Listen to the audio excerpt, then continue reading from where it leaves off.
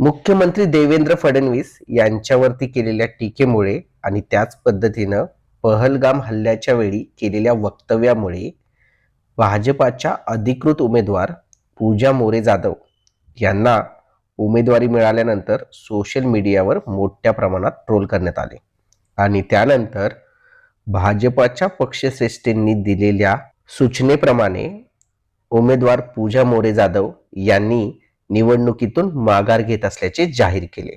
अनेकांनी पूजा मोरे यांची जुने विधाने पुन्हा व्हायरल करून थेट भाजप पक्षश्रेष्ठींना जाब विचारला।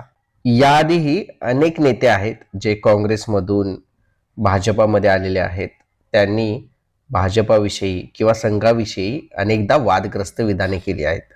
यामध्ये राणे फॅमिलीचं नाव घेऊ शकतो। अजित पवारांचा पक्ष जो आता सरकारमध्ये भाजपाच्या मांडीला मांडी लावून बसलेला आहे, त्यांच्या